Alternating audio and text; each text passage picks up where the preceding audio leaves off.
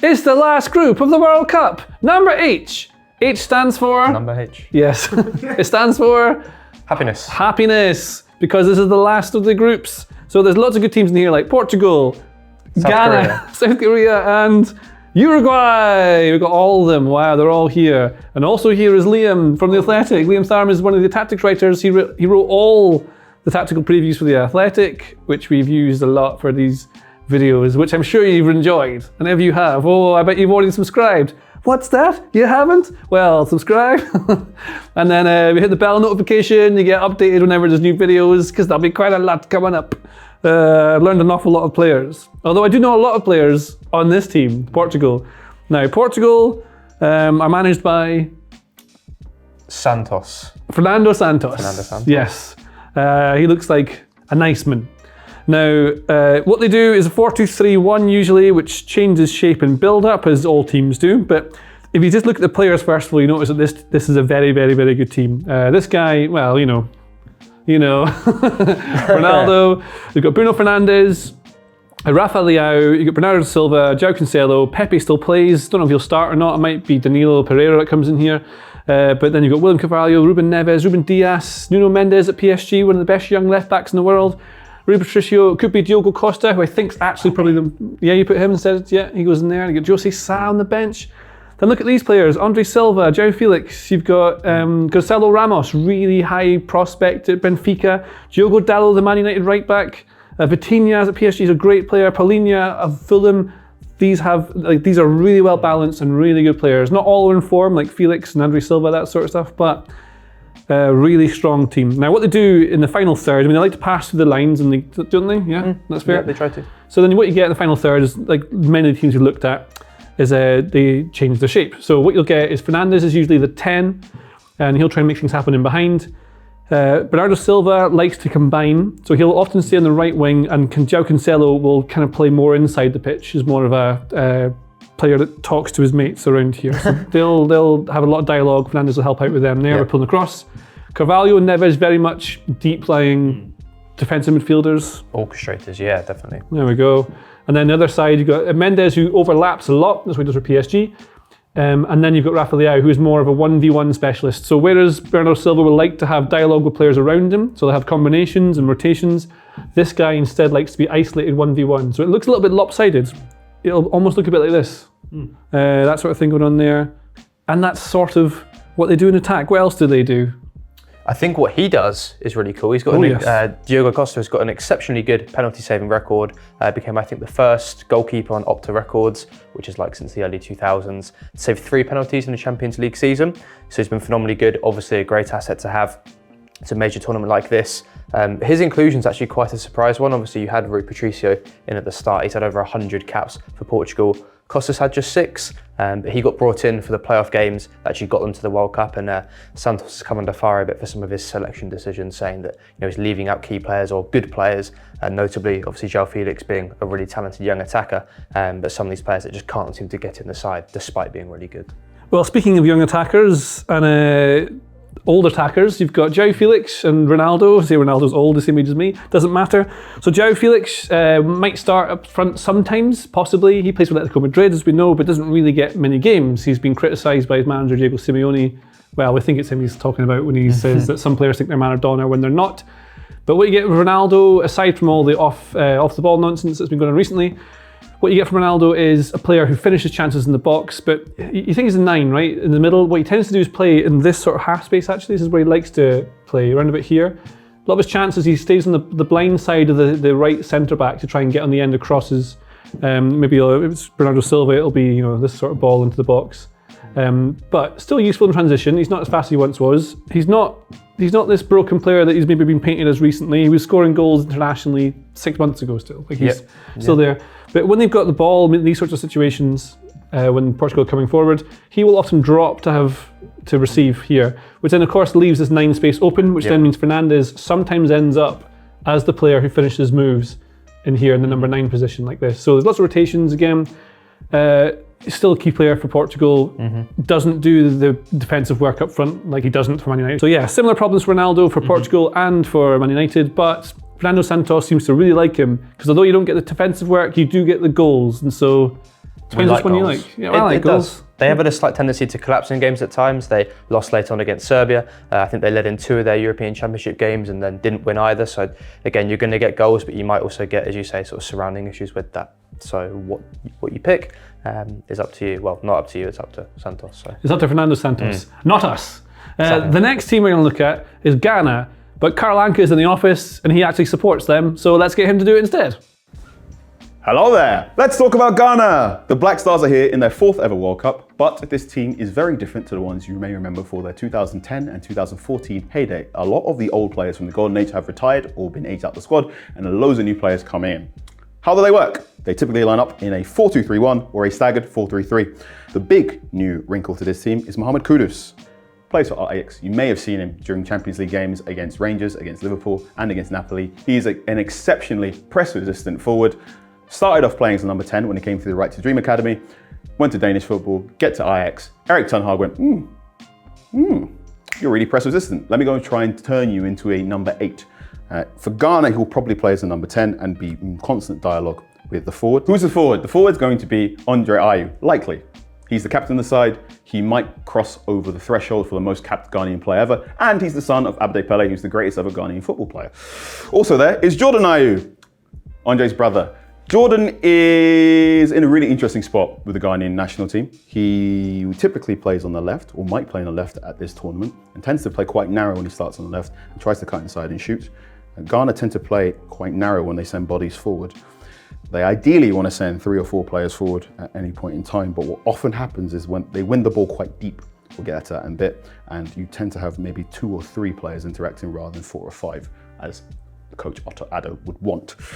Jordan hasn't scored for over a calendar year for the Ghanaian national team. There's been many calls for him to be dropped from Ghanaian fans, and there's also been a lot of conversation that if these 2 gentlemen weren't Abde Pele's sons, they wouldn't be in the team, and someone like Mohamed Kudus would be wearing the number 10 instead of Jordan Ayew. Right, that's what they do when they attack. When they defend, it tends to be 2 very compact, very tight banks of 4, a stopper to win the ball. Samed, who plays for Rennes, is a very, very good ball-winning player, a lot of energy. Historically speaking, Ghanaians make a lot of really good, strong central midfielders. So think like Michael Essien. He could be the next one like that. Tend to win the ball quite deep and then flood forward going quickly. That's how we think Ghana's going to play. What's also really interesting about this Ghanaian national team is since they qualified in March, they beat Nigeria in a really, really scrappy 2-legged playoff game. They've been on a recruiting drive. So they have brought in a number of players who were dual nationals, who could have opted for a team like England or the Netherlands or Germany, and have come in to play for Ghana instead. One of them is Tariq Lamptey. He'll be making his tournament debut and pretty much his first ever big sort of run of games in the Ghanaian national team at this World Cup. If he doesn't play, Mr. Odoi will come in, not Callum Hudson-Odoi, who's another player that's been approached by Ghana, but Callum has decided to hold his colour. And there's also Baba Rahman. If he doesn't start, you can also have Gideon Mensah come in as a fullback. Another really interesting wrinkle is, we said we think Andre Ayew might be the spot forward, but if he's not, then comes in Inaki Williams from Athletic Bilbao. There was a really, really long recruitment drive to get both of the Williams brothers in. Depending on who you talk to at the GFA, at least 10 people were at the meeting to try and convince Inaki Williams to change to the Ghanaian national team.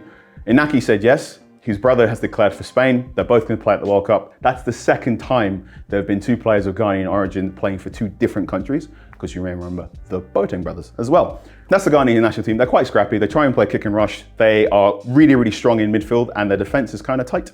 However, if you look at their FIFA rankings, they rank 61, and of all the 32 nations, they have the lowest FIFA ranking. But if you want to be optimistic about this Ghanaian national side, you will know that when their backs are up against the wall or they're playing a team that they don't particularly like, they can switch it on. That playoff game against Nigeria saw them against their biggest rivals in West Africa, and in the group stages at the World Cup, they're against Portugal, the team that sent them home in the 2014 World Cup, and a certain team that plays in blue, Uruguay, who have Luis Suarez. Now listen here, Luis Suarez, we are still so angry! Thanks, Carl. That was Ghana. This is now South Korea. South Korea, what do we make of them? They're quite an interesting side. They've got a Portuguese manager as well, Paulo Bento. He's been quite criticised, a bit like Portugal actually. Fun fact, he played against South Korea for Portugal in, I believe, the 2002 World Cup. So they're their game in particular might be interesting. He's also been criticised for some of his squad selections, having quite a rigid structure. You can see the 4-2-3-1 here.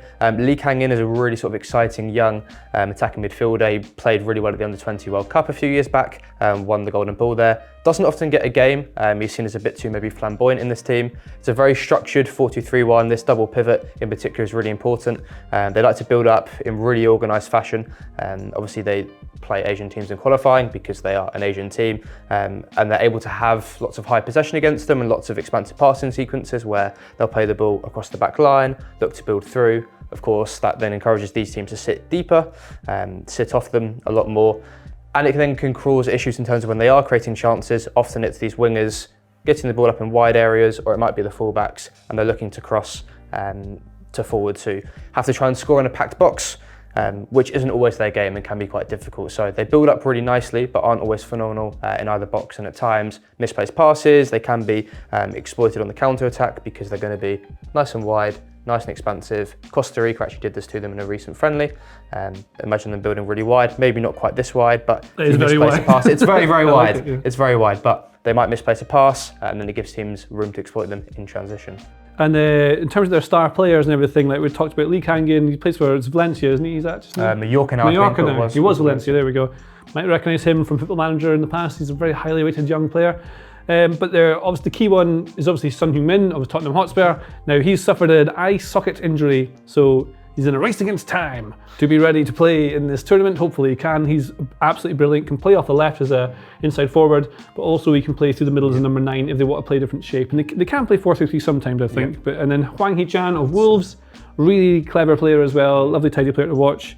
So they've got some decent players. Are they good? How good are they in relevance to this group? I think they're good. I think what's interesting is how different the style we associate Hwang at Wolves, again being quite a transition player, and the same with Son at Tottenham, both having lots of speed, direct ability, but because they play so organised a lot of the time, you'll find these players will be dropping in and really pushing these fullbacks on. Often it's not both of them, sometimes it's one, but the pivot players will drop off, drop deeper, and they can be effective there. Is it the best use of their skills and their assets? I'm not quite sure, but it does enough for them in Asian qualifying. Obviously, we'll have to see now at the World Cup how it does. Alrighty then, that means we're now on to Uruguay. Uruguay, this is the shirt I'm wearing. Now, Uruguay, it's hard to work out how they play because in recent games they've had a lot of different shapes. So it looks like a 4-3-3 sometimes, maybe a 4-2-3-1. You got different players who can come in here. You've got Ugarte, you've got Torreira, you can play as a 6 or maybe one of 2 8s. But actually it might even be that it's a 4-2-2-2 with false wingers. I'll show you what that means. So say we get rid of, for example, Vecino can go away. Put Valverde and Bentancur in here. Then what you've got is Cavani, Diaz Rueta and Pelitri on this side. And then striker. Striker Suarez. There we go. So this is Pelitri, the young lad at Man United, who was recommended to Man United by Diego Forlan because he played for him at his former club. But this is what it would look like. So these guys can come inside the pitch in certain phases of play when they push up. You've got 2 strikers. Luis Suarez is still scoring goals for them, so is Cavani. Pelitri might start out wide like this in certain situations, but more or less, they might come in these sorts of positions inside. So you get this sort of shape with Valverde, who can drop between 2 centre-backs to help with build-up, maybe Bentancur links. Then these guys can push right up because these guys are inside the pitch. So you have what looks like a 4-2-2-2, but that doesn't look anything like a 4-2-2-2 whatsoever. No. And this is the thing. The fun thing with tactics is the numbers don't matter whatsoever. So key players, they've got Suarez, Cavani, clearly. This guy's young, he's very raw, but he looks quite good on youth videos I've seen him play. I don't know, we'll see. Ronald Araujo of Barcelona. Then you've got Jimenez of Atletico Madrid. Diego Godin still playing, captain. Muslera still playing. Valverde's the youngster that you want to be looking after. Suarez and Cavani both getting on. Darwin Núñez, the agent of chaos, can come off the bench to do something. He can play off the left as well. But as you were saying in your article, Liam, it's maybe the end of, it's the last dance for a few of these. Yeah, you'd have thought so. I mean, Cavani, Suarez, Muslera, as you mentioned, Godin, all 34 plus, so they're not to insult JJ, they're all quite footballing old. But they're performing, so who knows? I'm footballing old. Footballing old. Yeah. I'm older than all of them. Very old. Yes, right, well. What else do Uruguay do? Do they do anything special? Is there anything tactically complex to them? I think what's most interesting is that unlike some of the top teams in South America, so Brazil and Argentina in particular, they're not going to be as organised in their build-up play. Obviously, we associate this sort of 4-2-2, whatever you want to call it, the sort of Red Bully type football with being very vertical, and they're quite similar in that regard. Even when they make these rotations, and we see them make what's kind of a functional back three, to steal a term from John McKenzie, and we have this then midfield triangle with the fullbacks pushing on. They'll still look to play these risky passes into the single pivot or even further forward. You've obviously got wingers coming inside, which naturally going to be players that want to get the ball and be attacking, drive to goal. They're not always going to be overly organised with their play. So they're definitely exciting. They might not keep the ball too well. They're going to turn it over a lot, and I think that could then be an issue for their backline in particular, in terms of not just age, but maybe their pace, their ability to deal with transitions. And again, as we've said, I think with quite a lot of teams, if you're pushing these fullbacks on, you are going to then vacate space in those wide areas where teams can hit you. There's one more good thing about having the 4-2-2 shape is that when you're attacking, naturally what these two players do, they can make runs across the way, so that you might get Pelitri will run across here. Diaraceta does this. This is how Southampton used to play, actually. So what you might get is you get your width kept wide by these two lads here, either side. Then Cavani and Suarez dovetail and drop and whatever, whoever's there, but these can run across, and as they do that, they might be dragged out by one striker, drags them here, which leaves room for this guy to come in across here and create a bit of chaos in the final line. So again, like every other team, you end up with this front five, but players supporting as they push up. Valverde will get forward as well. Valverde's actually really interesting that he can play in midfield, but he can play for Real Madrid sometimes as a wide right. He's one of the best midfielders in the tournament. Scores lots of goals. Yeah, he's brilliant, Valverde. I love Valverde. And so Uruguay, I think they're all right. I said that about a few teams, I think. It's a really hard World Cup to call this. Or is it? Who's going to win? Maybe Uruguay. Yes, it could be Uruguay. Maybe it could be you. Or Argentina, Brazil, France, Germany. England. And that's the end of the video. So thank you for watching all our World Cup previews. Please do subscribe.